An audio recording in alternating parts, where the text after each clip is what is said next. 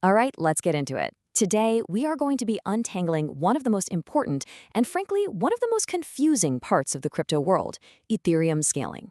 We're going to navigate the whole maze of Layer 2s and the brand new world of Layer 3s so you can understand how they work, who the big players are, and what it all actually means for you. So I'm sure we've all been there. You go to make a swap or maybe mint a cool new NFT on Ethereum, you're all excited, and then you see the gas fee. And it's more than the thing you're trying to buy. You just get that sinking feeling. Well, that's not a bug. It's really a side effect of Ethereum's massive success. You see, Ethereum is incredibly popular. It can handle over 1 million transactions every single day, which sounds like a lot, but the demand is often way, way higher. And that creates this massive bidding war for space on the blockchain, which just sends transaction costs through the roof. It's that classic blockchain trilemma playing out in real time. You're trying to have security, decentralization, and scalability all at once. And that core challenge is exactly why we have scaling solutions in the first place. Now, to fix this traffic jam, developers did something really clever. Instead of trying to rip up and rebuild Ethereum's core, its layer 1, they started building on top of it. And that's how we got what we call layer 2s.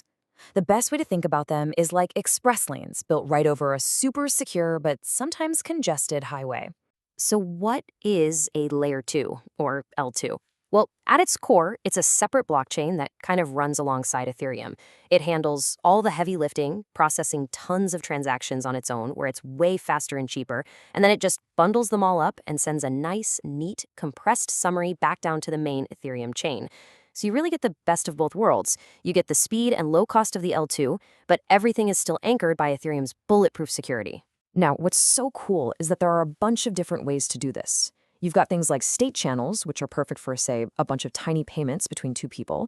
And you have sidechains, like Polygon's POS chain, which are more independent and flexible because they handle their own security. But, the entire ecosystem has really rallied around one solution in particular, rollups. And that's because they hit the sweet spot.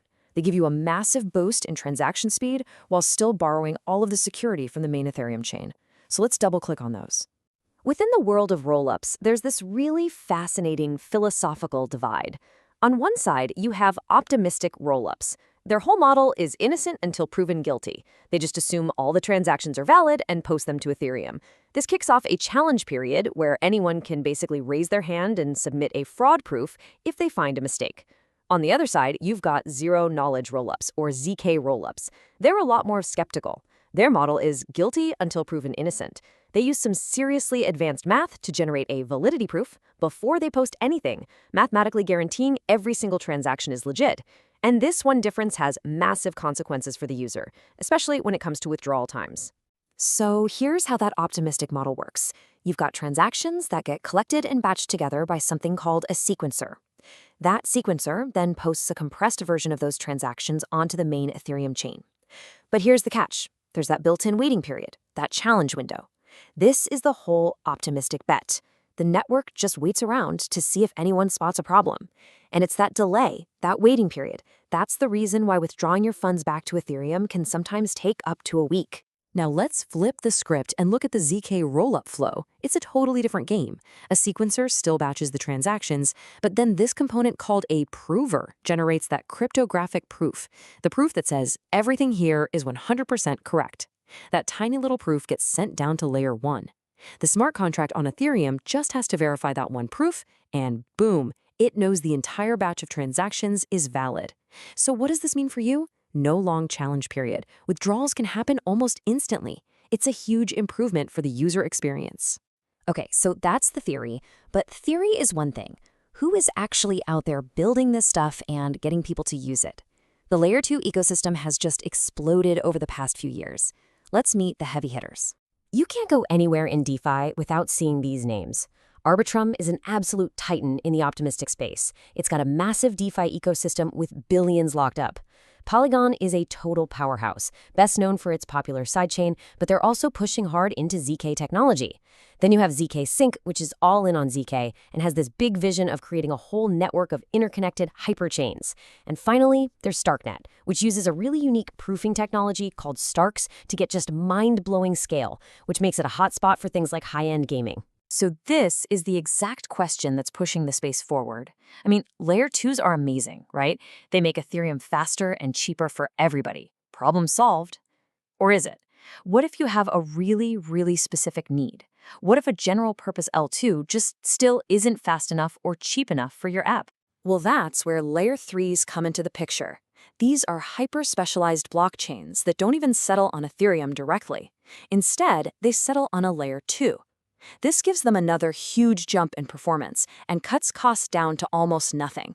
The whole point of an L3 is to be purpose-built for one thing and one thing only, whether that's a game that needs to process millions of in-game actions or a DeFi exchange that needs the speed of a Wall Street trading desk. Now, you might think, building an entire blockchain, that sounds insanely complicated, but these new frameworks are making it almost push-button simple. You can think of things like Arbitrum Orbit, zk-Sync's zk Stack, and Polygon CDK as blockchain-in-a-box kits. They give developers all the tools they need to spin up their own custom chain. And then you have really cool different models like zk-Link Nova, which is an aggregated layer 3. It actually connects to a bunch of different L2s to pull all their users and liquidity together in one place. And to make this super concrete, just look at XAI. It's a layer 3 built with Arbitrum's tech, and its entire reason for existing is to serve the Web3 gaming world. It has cool features like paying for gas fees on behalf of its users, so gamers don't even need to own crypto to start playing. That's the kind of hyper-specialization that only an L3 can really offer. Okay, so we've got layer 1s, layer 2s, and now layer 3s. All this technology is really cool, but what does it actually mean for you? How does this new layered world create real opportunities for users and investors? Let's break it down. This chart tells you everything you need to know about why L3s are so powerful. This is the activity on XI. You can see that over 99% of what's happening is in its two target areas, gaming and NFTs. And that tiny little 0.3% sliver for DeFi, that's not a failure. That is a massive success. It means the chain is doing exactly what it was built for, creating this perfectly optimized environment for gamers and NFT collectors. And this quote right here, it just perfectly captures the spirit of what's happening. As all these new layers of the internet are being built, there's a real chance for everyday users to actually own a piece of it. It's this fundamental change from the old web, where a few big companies owned everything, to a new model where the users can actually be the owners and operators. So how can you actually take advantage of all this? Well, the most obvious one is you just save a ton of money. Swapping tokens on an L2 might cost you pennies, when that same swap could be $50 on the mainnet. Second, you get to play with brand new kinds of apps that just couldn't exist on layer 1. Think decentralized exchanges that feel as fast as a professional trading terminal. Third, you can actually participate in building the infrastructure. Remember that quote? This is it. Projects are letting users buy node licenses, so you can help secure the network and earn a piece of the fees. And finally, you have these new aggregator platforms that pull liquidity from everywhere, so you can find the best deal without having to jump between 10 different chains. If you're wondering where to even start, here's a super simple game plan. First, just use a bridge to move a little bit of ETH from the mainnet to an L2 like Arbitrum or zk-Sync. Second, just try a simple swap on an exchange and feel the difference in the fees. It's night and day. Third, start looking for apps that are doing something new, something that's only possible because of this scale. And finally, if you're ready to go deeper, you can start exploring ways to participate more directly, like through staking or even running a node. So when you zoom all the way out, the big picture is this. The future of blockchain isn't one giant chain trying to do everything for everyone. It's a whole universe of specialized, interconnected chains. We're shifting from this one-size-fits-all model to a modular future, where you'll have a chain for gaming, a chain for DeFi, a chain for social media, all custom-built for their purpose, but all drawing their security from the most trusted settlement layer in the world, Ethereum. And all of this leaves us with one final big question.